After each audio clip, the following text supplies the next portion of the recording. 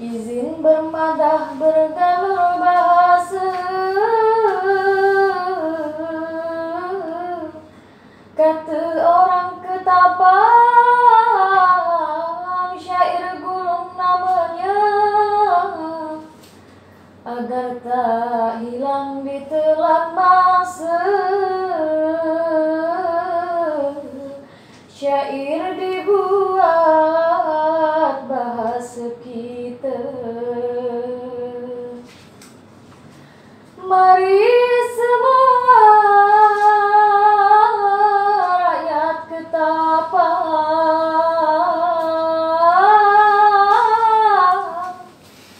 gunakan hak suara, janganlah bimbang, jangan mudah dihasut orang. Suara dibayar denganlah uang. Kita semua harus sepakat,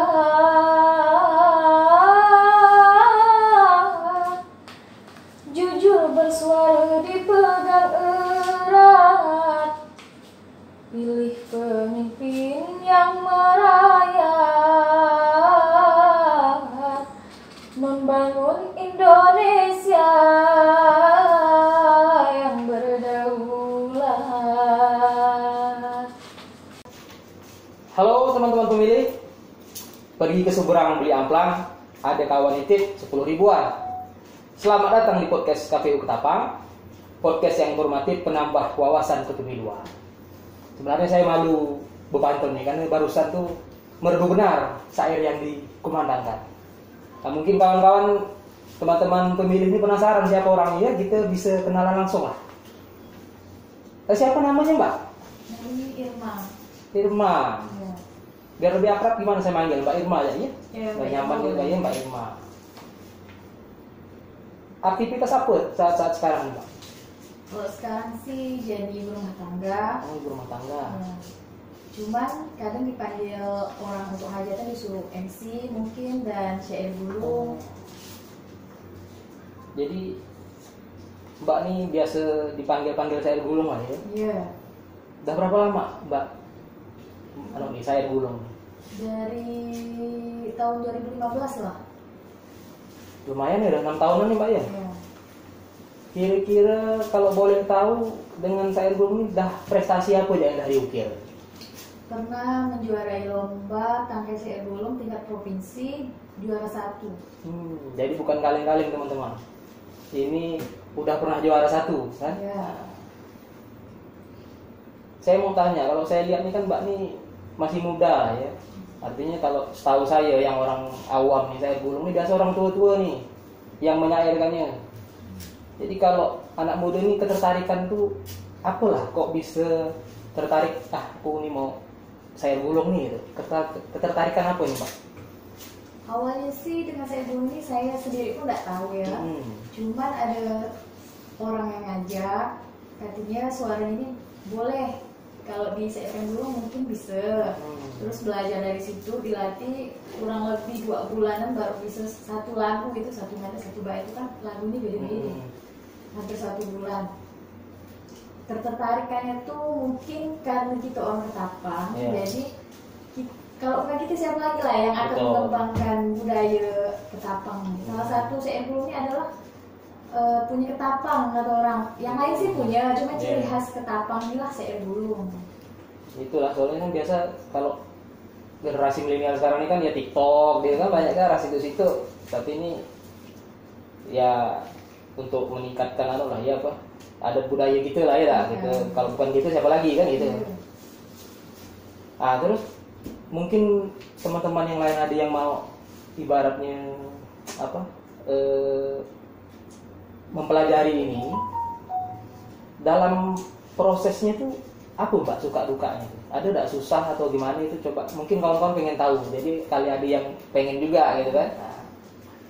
Kalau susah ini mungkin belajar lagunya, nggak seperti kita orang nyanyi dangdut tuh belum tentu bisa syair gulung, nyanyi pop tuh belum tentu syair gulung, bisa lagu syair gulung gitu. Kalau susahnya pun ngarang.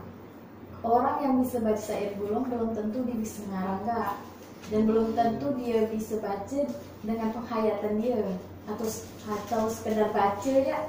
Tapi orang tuh harus bisa menghayati apa makna isi dari syairnya. Tapi jelas tuh kalau dengan latihan pasti bisa lah ya. Nah, siapapun kawan-kawan bagi yang tertarik pasti bisa lah. Kaitan dengan pemilu nih, Mbak Irma, saya mau tanya. Kemarin waktu pilkada bupati gitu 2020 tuh berikan suara nggak? Pasti. Pergi ke TPS Mbak ya? Iya, pergi. Terus bisa tahu ada pemilu 2020 itu dari mana Mbak? Ada petugas yang datang ke rumah kayak apa sensus gitu ya. Nah, sensus penduduk, ada petugasnya yang mungkin ngasih undangan gitu, jadi kita tahu. Kalau informasi misalnya kayak media sosial terus di jalan melihat tuh ada nggak Mbak? Ada ya. Nah, terutama lewat handphone lah ya. Oke. Sering lah ya masuk. Sering. Kayak notifikasi gitu lah ya, pilkada segala macam dia. Kalau kayak bentuk sosialisasi itu pernah hadir? Pernah nggak? Sosialisasi. Misalnya KPU ngadakan sosialisasi atau dari dari paslon atau pernah hadir? Pernah. Berarti ada sosialisasi lah ya. Kemarin kan kita pilkada 2020 ini kan masih dalam masa pandemi ya, COVID-19. Waktu mau memberikan hak suara tuh ada kekhawatiran nggak Mas? Misalnya kan, wah ini gimana nih orang rame gitu kan? Khawatir nggak pada saat itu? Khawatir sih ada ya, cuman kita lihat dulu situasi yang ada di TPS. Kalau protokol kesehatannya udah dijalankan dengan bagus, kita untuk apa takut? Yang penting kita taati aja apa yang ada di situ, cuci tangan, pakai masker. Yang jelas tuh kalau protokol kan di TPS memang sudah diterapkan lah ya, protokol kesehatan tuh ada tempat cuci tangan apa segala macam, jadi tidak perlu terlalu khawatir lah ya. Nah, kalau saya boleh tahu di lingkungan sekitaran tempat tinggal itu gimana animo masyarakat? Artinya mereka dalam hari-hari itu ada nggak membicarakan pilkada, membicarakan calon-calon atau apa gitu? Yang Mbak tahu lah kira-kira di lingkungan ada nggak tuh yang kayak gitu? Ada yang membanggakan itunya apa kubu satunya, masing-masing kubu tuh ada. Dukung lah ya. Ya pendukungnya masing-masing tuh ada yang membicarakan kelebihan kekurangannya lah. Jadi masyarakat pun sebenarnya banyak tahu lah ya, istilahnya ada pilkada nih tahu lah mereka kan. Iya. Ada informasi juga segala macam. Kalau kaitan data pemilih, kemarin petugas ada datang ke rumah yang mencatat masukkan nama kita ke dalam daftar pemilih, ada nggak? Yang biasa nempel stiker dia tuh di rumah tuh. Ada ya? Ada. Terus kalau menurut Mbak sosialisasi KPU dalam hal pelaksanaan pilkada kemarin gimana? Sudah cukupkah atau bagaimana? Sependapat Mbak lah. Menurut saya lah ya, udah bagus lah, udah.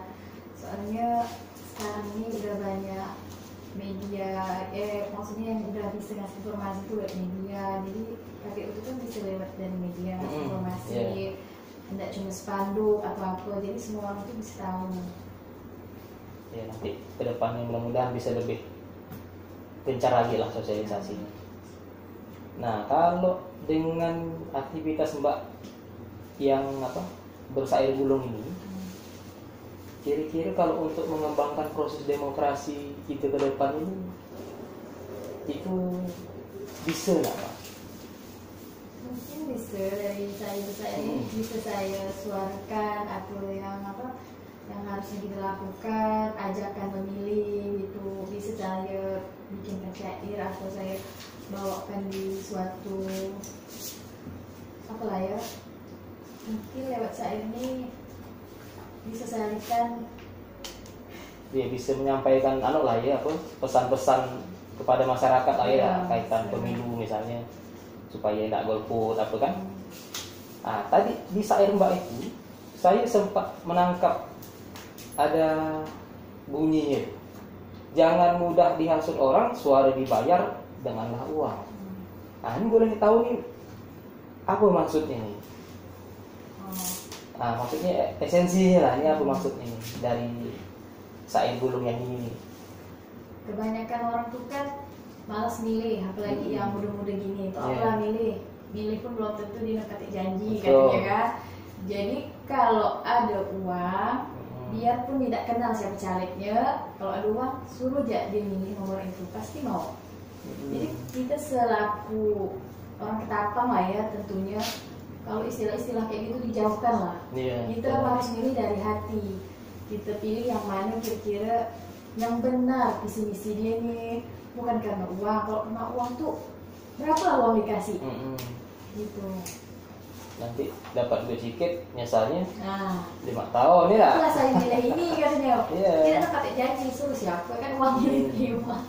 Nanti macam-macam ki ngomongnya ya di belakang. Oke. Teman-teman pemilih, cukup sekian pembicaraan kita.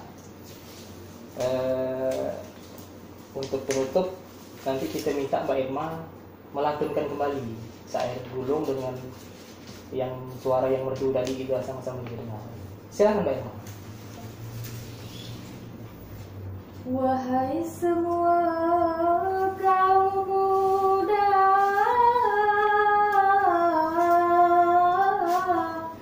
mari gunakan hak suara. Ke TPS janganlah lupa, pilih pemimpin terbaik untuk bangsa. Pilih pemimpin darilah hati.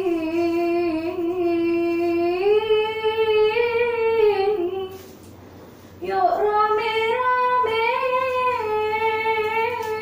kita ikuti suara kita sangat berarti. Kalau bukan kita yang muda, siapa lagi? Syair ini sebagai pengingat,